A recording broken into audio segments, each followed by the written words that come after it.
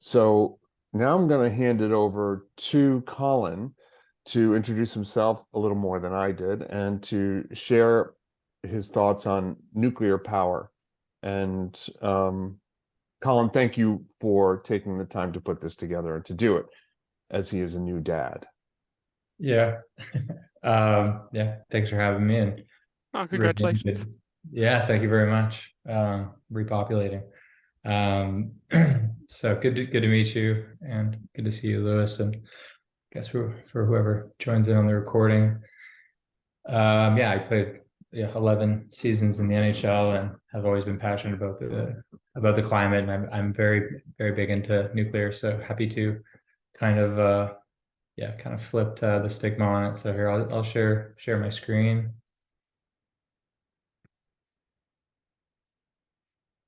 Um,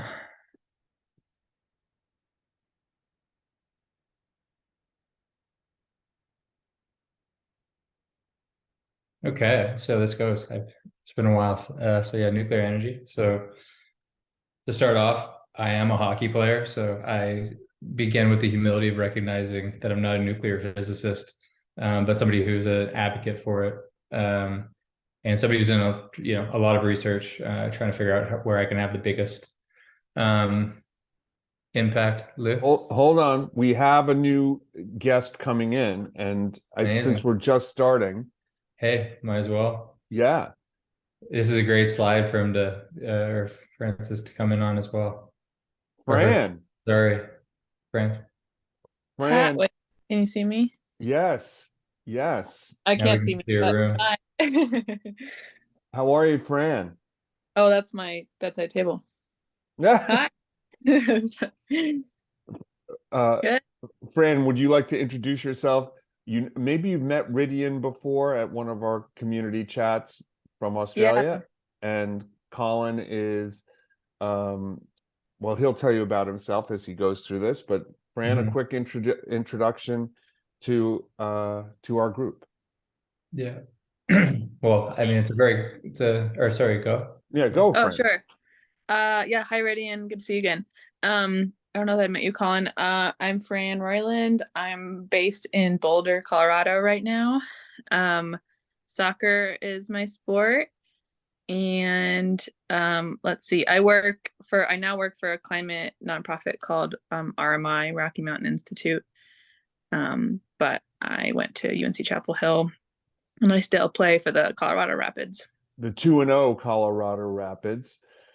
Mhm. And I, I, when you started talking, Fran, and you said soccer is my game, but methane is what I do. I thought that like you were like I thought you had like a handle there because Had a punchline? No, I should work on that.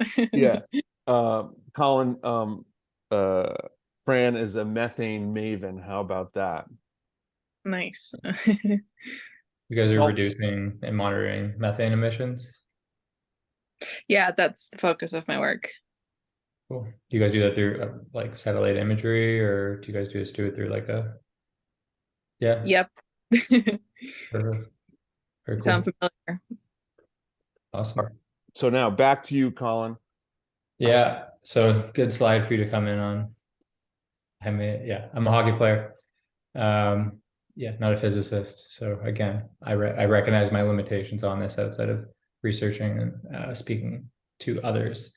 Um, so yeah, you guys had Breen. I don't know if you guys were on for the Breen talk. I'm huge into investing in the climate.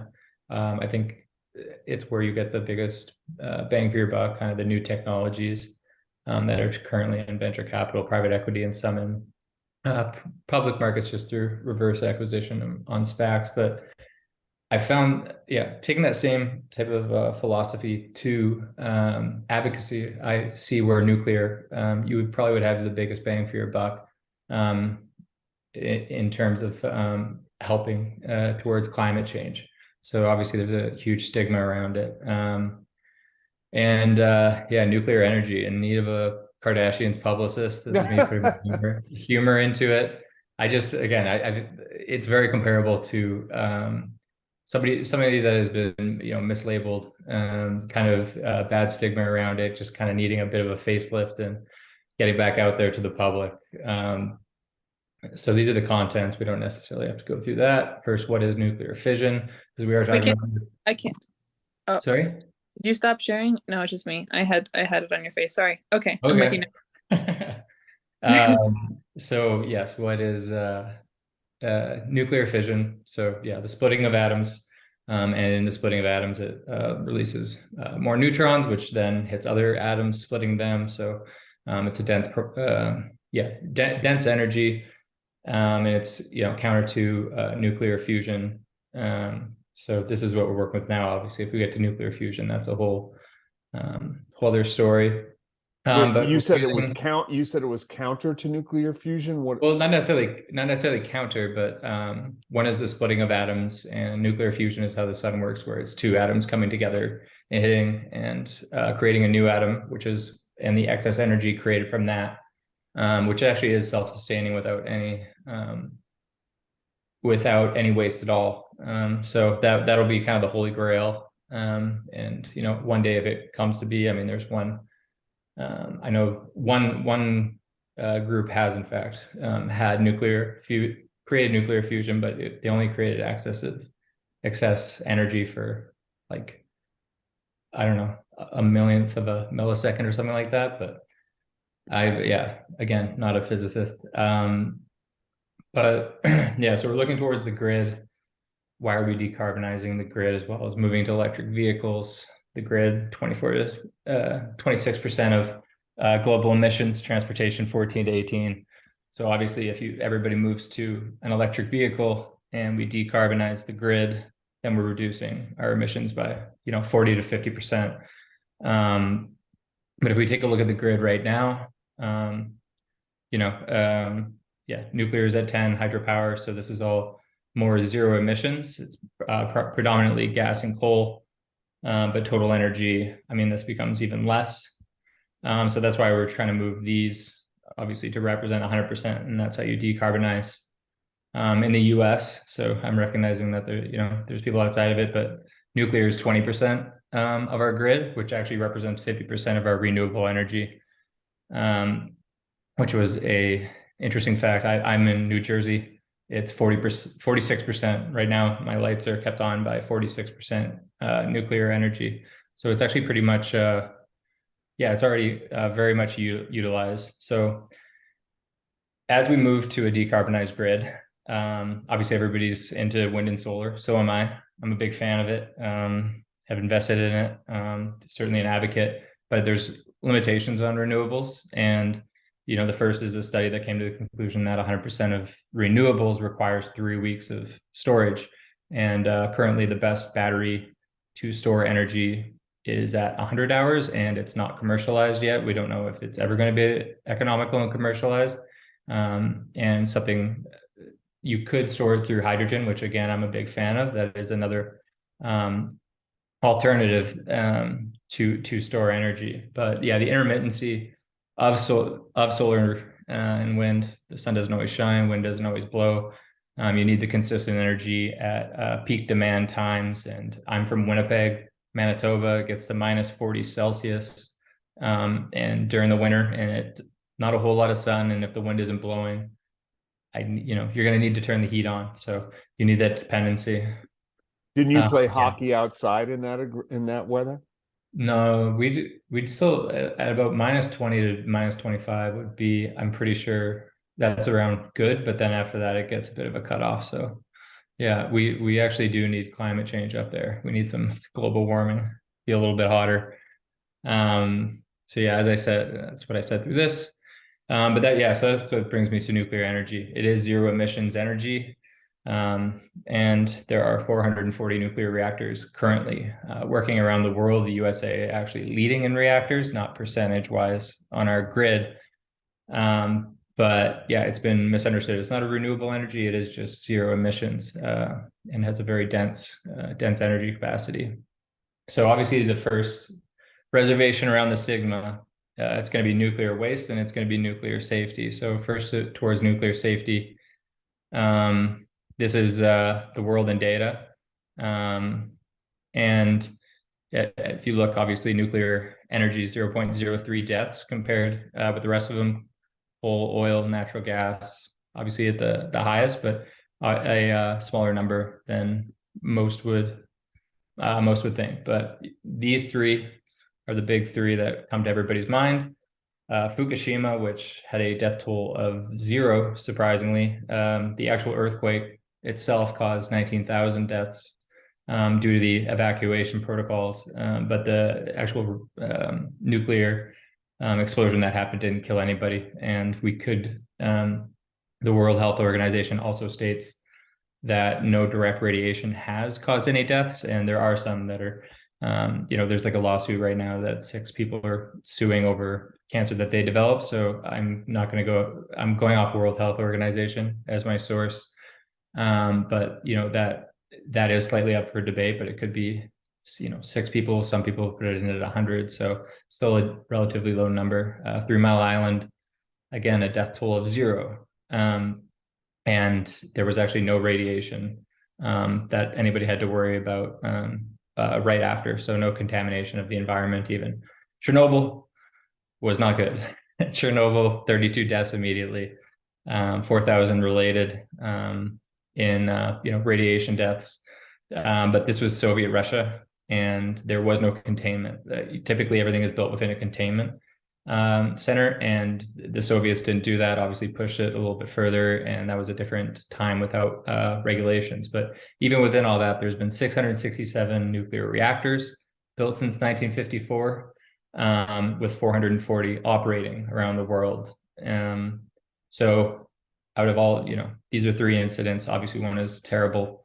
Well, they're all not great, but one jumps out at you more, but it goes to show you just how safe this energy actually is.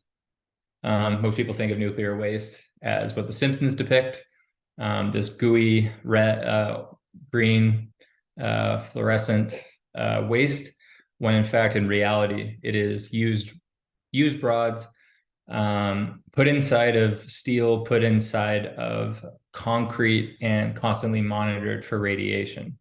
So it's a bit of a different setup. This is the cast storage. They actually have monitors checking out the waste.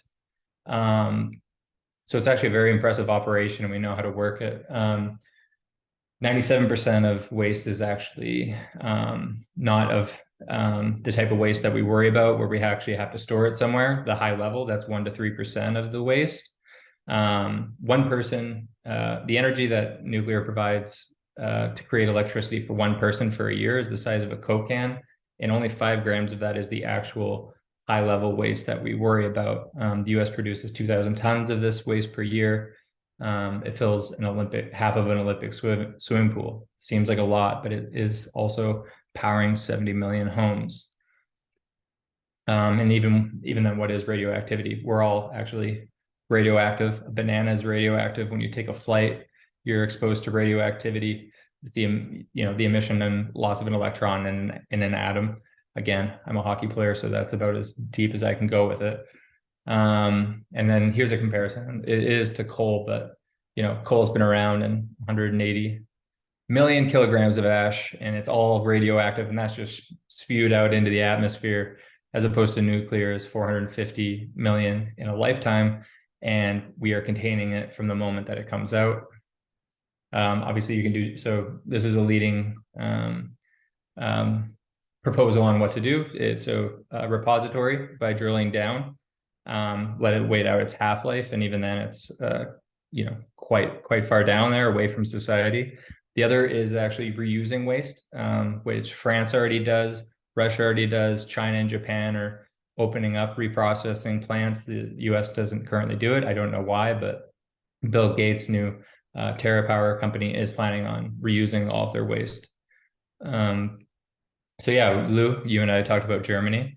So they decommissioned all 17 of their nuclear facilities, and they went to solar, and they are now burning coal. So the dirtiest of all. So again, there's a lot to learn from that. I mean, Germany relied on solar in a place that doesn't necessarily have a lot of sunshine. So a lot to learn there. And if you compare that with France, 56 operational reactors, 70% of their electricity is from nuclear. They do have plans to expand some, but they also, it's weird, they're commissioning more, but then they're also shutting some down. But even then, from an economic perspective, they are selling their excess energy to other countries, and they make 3 billion euro a year from this. So two very different contrasting. I mean, it's basically already, a case example, both of these countries for the future. And Finland, just because I like Finland, and they have five reactors in commissioned, another planned.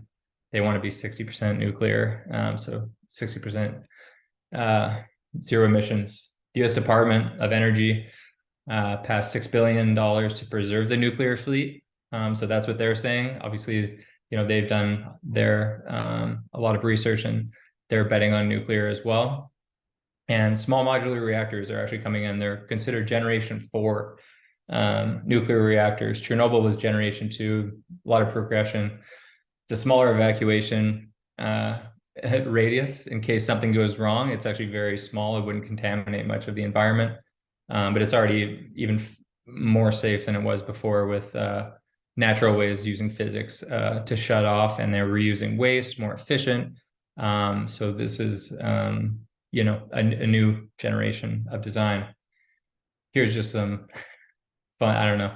You always see these in people's presentations, the headlines, but I think that there is a lot of interest all around the world going into nuclear. And fun facts is the U.S. has 11 aircraft carriers that actually runs on nuclear energy.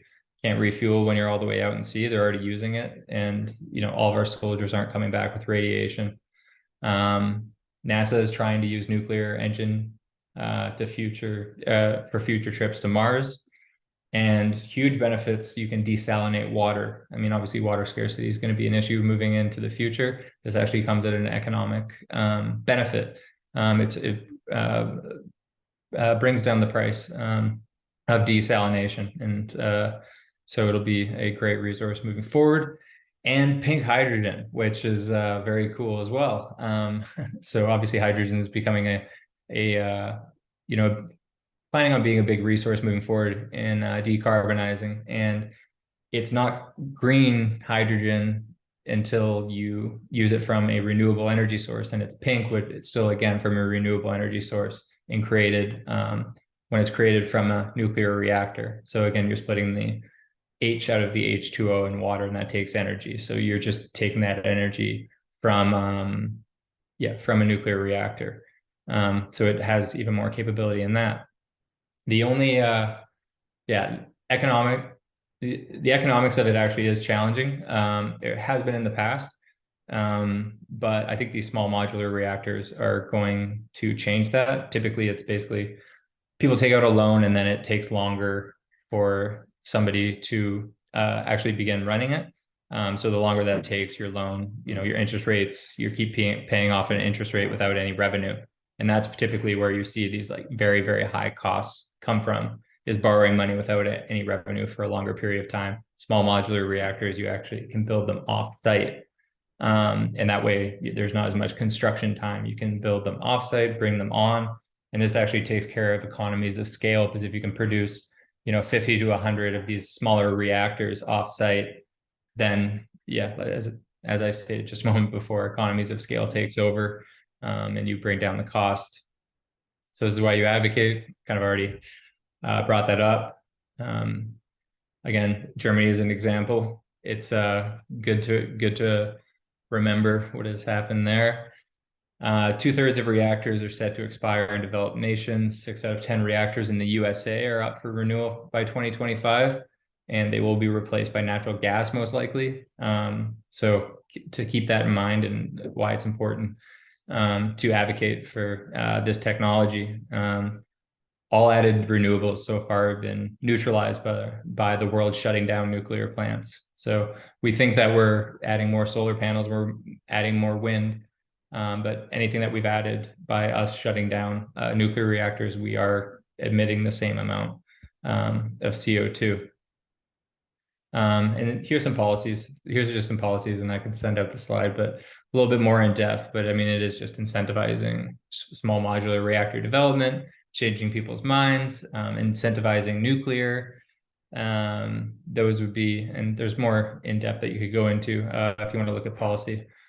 But that's it, and those are my references. So that's it. Thanks for having me. Snaps. First of all, thank you. And I'd love to open it up to questions from our group.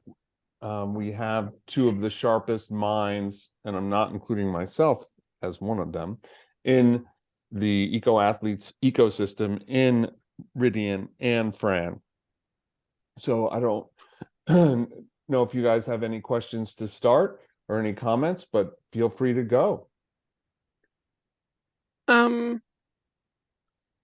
Yeah, I suppose it's interesting just like coming from the Australian perspective, because there's definitely like places in the world where I think nuclear does provide a good a necessary option. But like for example, in Australia, we're basically the sunniest, windiest continent or inhabited continent in the world, and we don't already have an existing nuclear program. So like for us, it's like the rollout and being able to get people trained up and whatnot, it makes probably a bit less economic sense.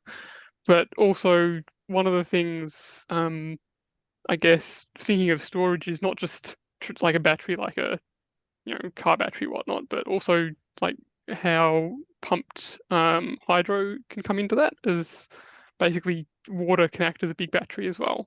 I'm not sure if that's something that is relevant in the American context. Yeah, so you're talking about pumped hydro is a long duration energy storage.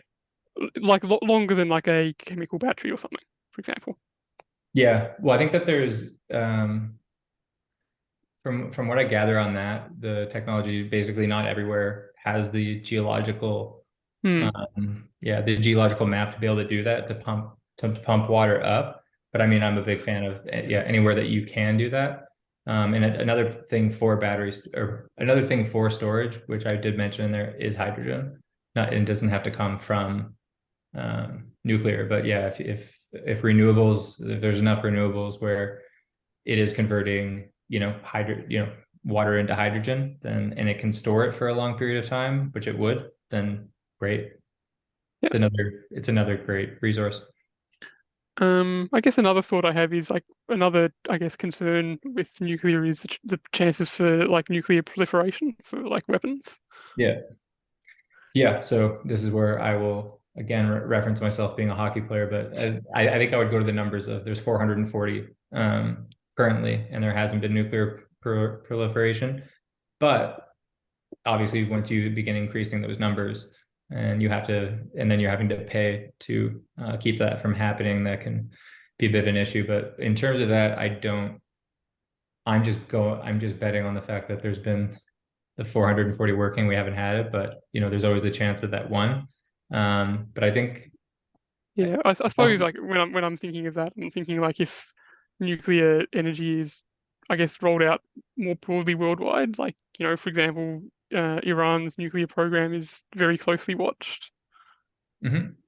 Yeah, no, it's definitely a concern within nuclear, is just the more enriched uranium you have, the more chance that you have for that. So another concern, and something that I'm sure people much smarter than me are working on, but a good concern to have. I personally can't be like 100% no. And I know there's a percentage chance, but I'm sure it's. Oh, I'm just here to ask the hard questions. Pardon? I'm just here to ask the hard questions. No, I like it. No, trust me, I've already asked these are the same concerns within myself, and I'm not somebody I haven't bought $1 million worth of stock in nuclear. I just see it as a a big key component, especially here in the States or in Canada where I'm from, where the sun doesn't always shine. So yeah. I mean, well, I'm old enough to say that I remember going to the June 12th, 1982 nuclear freeze rally in Central Park. Mm-hmm. And and then, being left leaning, thinking nuclear power bad, da da da da da. But now I'm with you with the reservations that Ridian brought up. But for example, like when they decided to decommission Indian Point in New York State, and then we're getting more of our energy now from or New York is, and the Northeast from gas. I'm like, that's not a winning game. Mhm. That's dumb. Yeah, like even if you don't view That's the nuclear technical power term. as yeah, even if you don't view nuclear power as like the most optimal source of electricity, it's still zero emissions. Yeah. And And I think that's important at this stage in the climate game. yeah, I mean, even if what comes out of advocacy across the globe is just not to decommission, to allow that to be a part of the solution for the next 20 to 30 years, giving, 20, 30-year extensions while all of our other technologies catch up. But, 10% of the world is on nuclear, the US 20%, to all of a sudden get rid of that zero emissions technology that's already set up, I think would be kind of shooting ourselves in the foot. So yeah, I mean, I'm not thinking that the grid should go to 100% nuclear. I think it's even, again, I think it complements wind and solar very well, and hydrogen. Yeah, I think sometimes the debate can seem a little bit binary. It's like you're either like no nuclear, or people are like no, nuclear's the best, but it's Yeah, it's not on either of those binaries. yeah. Well, we're wired for binary. It's much easier to put things into our head when it's like this good, this bad. I think that we're kind of wired for that, but yeah. I like that, wired for binary. That sounds almost like a rock band. Sorry for being Maybe. hogging the chat, Francis. No, oh, good. No, it's fine. I learned a few things. RMI doesn't really dance with nuclear, so for or against, they just kind of let it go. Why do you think that is? I think they would probably generally take the stance of what Colin said. We'll let it be as it is. We'd rather focus the energy on transitioning away from fossil and towards renewable, and we'll kind of let nuclear float along. If I had to guess what the organizational stance would be, I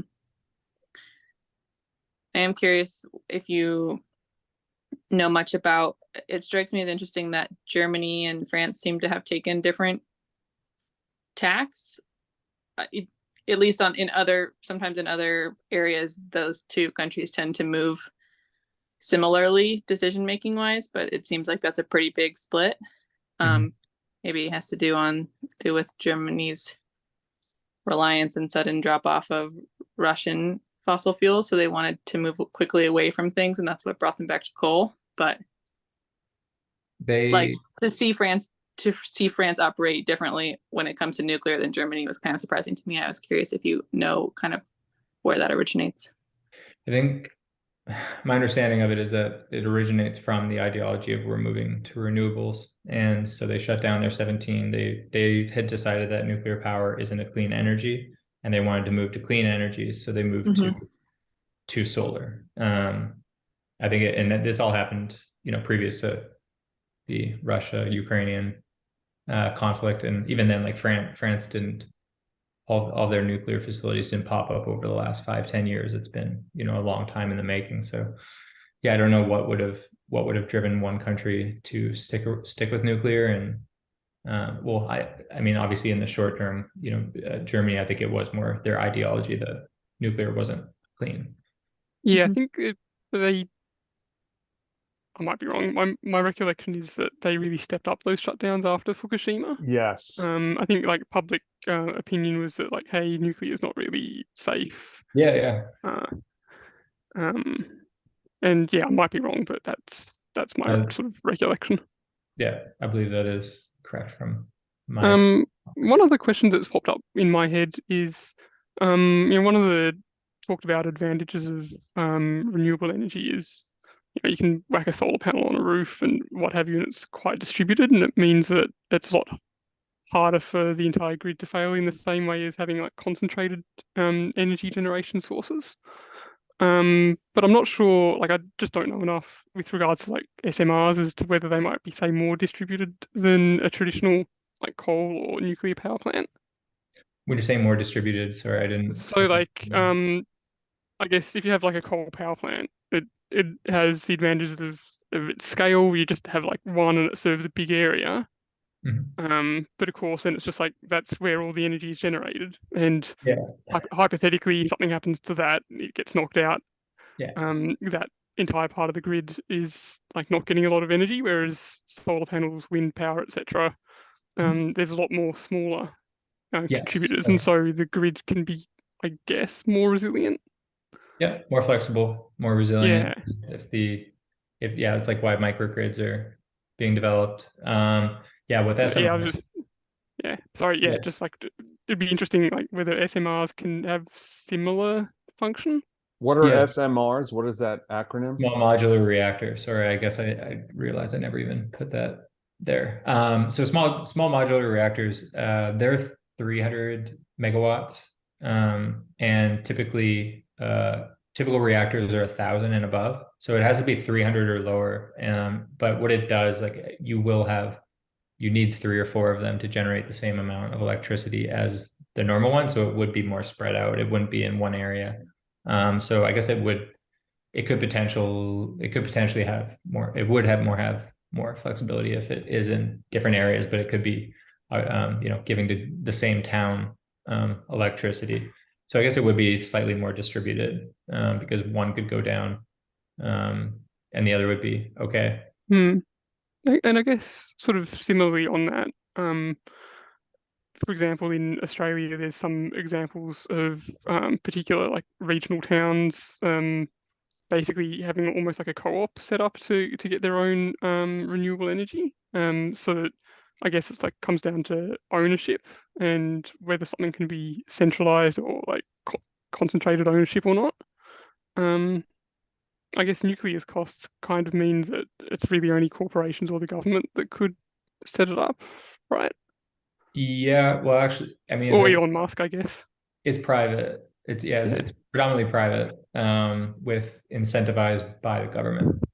So yes, there will not be an individual outside of Elon Musk or Jeff Bezos and Bill Gates who will be an individual who has their own small modular reactor or a community that has it. It is an expensive project. You need a billion to produce it. So. For a small one? Yeah, a small one, which I mean, the biggest challenge for small modular reactors is going to be the cost. They have to prove that they can keep their costs down. If they don't, it is a technology that will not fly. So that's their biggest hurdle moving forward is cost, and whether or not if they say it's going to take a year to build, it actually takes a year to build. And in the small, let's say in a future world, not too distant, that the small modular reactor becomes the default. So a lot of small modular reactors distributed around, the country, the globe, be less of a security risk, or would it be more? Because you'd have to defend more. Yeah, more. This wouldn't be my expertise on. I mean, I'm sure that this is where government agencies and stuff get involved. But with that being said, I can't imagine pulling enriched uranium, a very radioactive substance, is a very easy task. Like I don't think it's as easy as like robbing a bank where you're just like you're going in and taking the money out. I mean, like you have to move slowly, moving a radioactive material that's actually already in a reactor.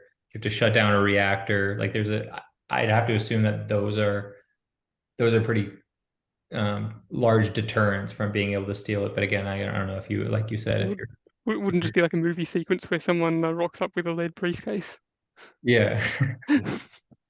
maybe Toomey's made a radioactive briefcase that could work, or one that deflects it, but yeah, it'd be difficult. But again, this is where I will say I will defer to my psychology degree. I'm not a nuclear physicist or a policy expert on proliferation. So I have two more questions from the presentation. One, you were talking about desalination. mhm.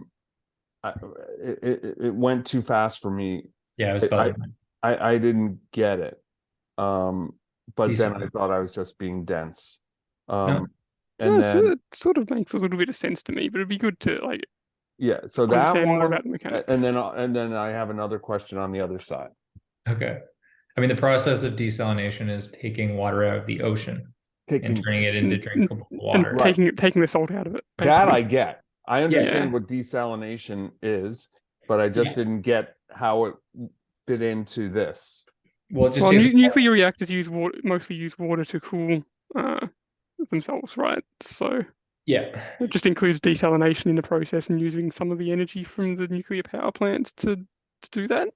Yeah, I mean, so what you're bringing up with them bringing in water to cool down, I assume it would be the same technology, but regardless, yes, they are bringing it up in through that process using the energy of the power plant. I guess that's what I would highlight is that does actually enable that, and it enables it at a economic price. So the whole issue with desalination, there's one, it fucks up fish's environments, so not great. And the other is that it's not economic yet to desalinate water, although Israel's doing it. But nuclear power. Australia's got a few states that have desalination plants. Yeah. I suppose the issue with having a nuclear powered desal plant is it's on the coast and therefore vulnerable to tsunamis, theoretically. Yep. Like Yeah. Fukushima was. Obviously you can a little bit design around that. The design what around like Well, you can probably protect the nuclear plant a bit better than they did with Fukushima, I guess. yeah, they did not have the 40-foot wave coming in. They didn't have that in the demos, I guess. Yeah, so I mean I don't know how they're protecting against that, but yes, in terms of just to bring it back to desalination, it is just bringing it down to an economic price. But like you said, there's also there are places in the States as well that does desalination. Like there are quite a few places that do it. I'm surprised. I guess a lot of them would have their own on-site generators for that, which would probably be oil or gas powered. Yeah. So wait, I'm still a little dense on this. So what you're saying is they take in salt water, the plants, and then to allow the water to be part of the cooling operation, they desalinate it. No. Oh, at the moment, no. No, at the moment they don't. The rate limiter for desalination is the power input. And I think Colin's just saying if you co-located it, you could have a lot of the power required at zero emissions that you need to run the desal. I see. Okay. Yeah, great. Thank you. That's great. Oh man. I sound like a dumbass. All right. No, it's okay. No. She explained it much better than I was. Yeah, but that was actually very concise. I think I would have taken like 20 minutes to get to that point. That's what I do for a living, is make complicated things sound somewhat understandable. Wait a minute, you just put it in a bracket and then or do a Taylor Swift thing. We have a podcast interview that's going to be going up soon. You'll hear the Fran Royland story.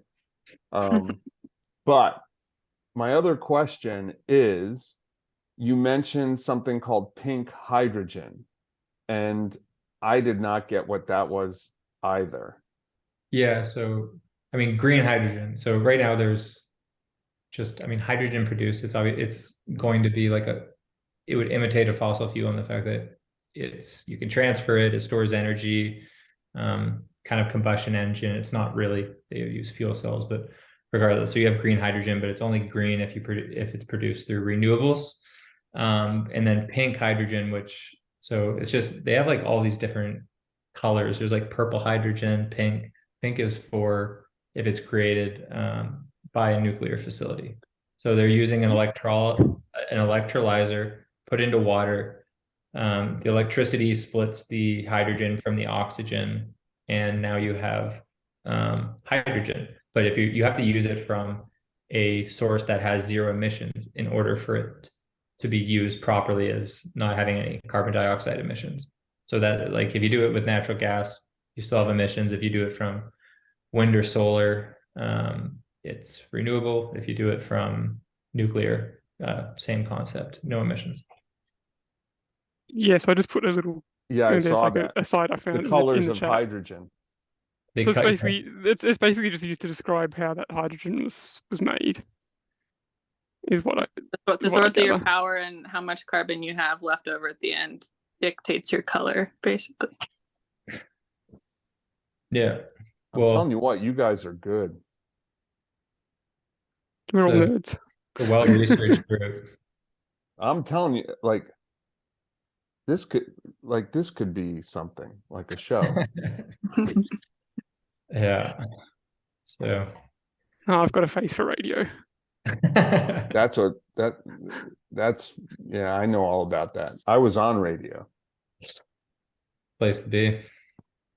But yeah, that's my take on nuclear. But it is interesting. I mean, it's or Bridian, like in kind of what you're speaking to, like there's different solutions in different countries. It's a world problem, kind of like you were saying. Or pardon me, I guess what I'm stating is Hmm. different, everybody has different issues, and Australia gets a ton of sun, amazing. Then you guys use the battery storage combined with solar, and that'll be, Yeah, and I think in Australia as well, like we've kind of got like basically the entire east coast is got connected in some ways. Like between states, there's a few interconnectors. So I think the microgrids, but then also just like the yeah, big grids also help, because if the wind's not blowing in one place, it might be blowing in another place. yeah. Well, I think it's like, What? is it the Texas grid in America that's just like on its own? Yeah, Yeah. it's on its own. Like, Yeah. it would make much more sense if Texas was connected with other states around them as well. they're For their own example. thing. They're yeah, Lone Star State, yeah, they weird want place. Yeah. they want their own grid and they want more guns. Yeah, Basic. gun powered electricity. yeah. There's the famous Australian comedian Jim Jeffries has a good bit on the guns. Big fan of that guy. Plus, you guys have so much wind, and so much of the Australian continent is very sparsely populated. And if you get that transmission going to the Yeah. coastal areas, Yeah, where people live is pretty densely populated, but then there's just lots yes, of big gaps in between. But yeah, like I suppose I've done a bit of reading from the work of Saul Griffith, who founded Rewiring America, and he's moved back to Australia and he's doing a bunch of work in Australia, sort of on electrifying everything in Australia, because he's like, Australia is really lucky with all the wind and sun that we get, that we can produce really cheap renewable energy as a result.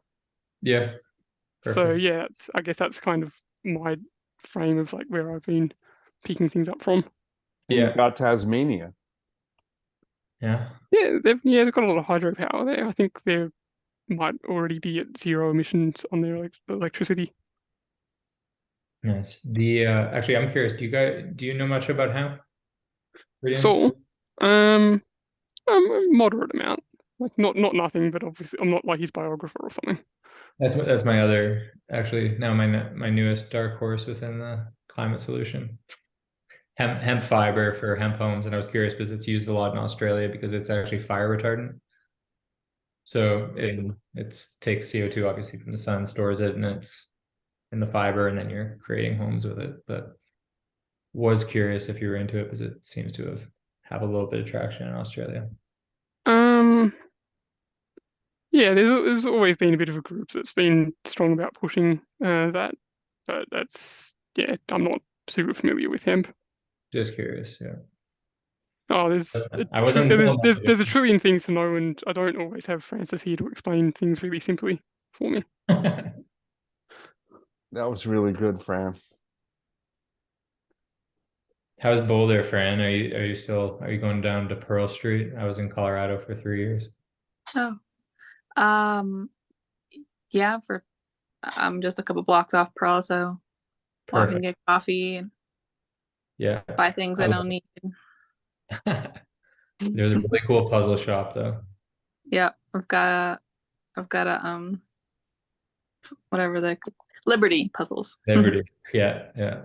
Awesome. Yeah, I spent a lot of time there. I'd go there on my off days, just hang out. It's a good spot. See, that's very unhockey player-like thing to do, given the way you projected what hockey players are like.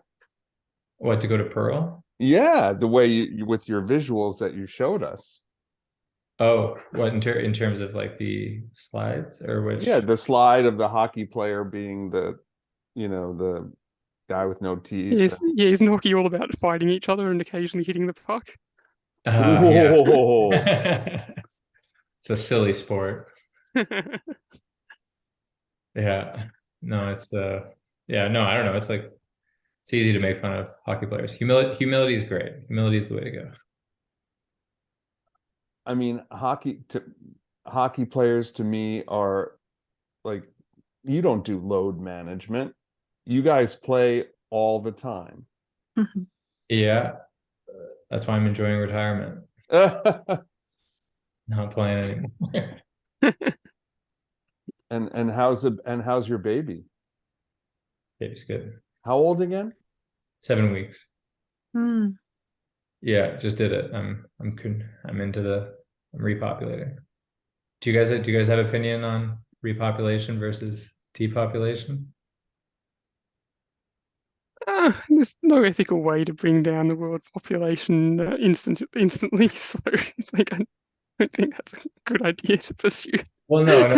Well, of course not. But I guess it's not depopulate. But I guess like because so many people, I mean, you hear people being like, "Well, I don't want to have kids because we have too many people and we're eating away natural resources."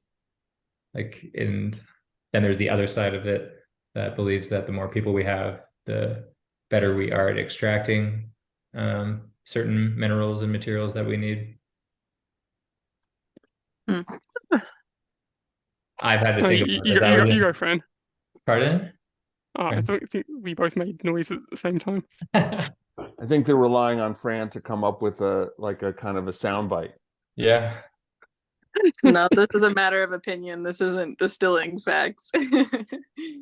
All I can say is, not having had kids of my own, none that I know of, I feel like y'all can have kids because I brought the average down.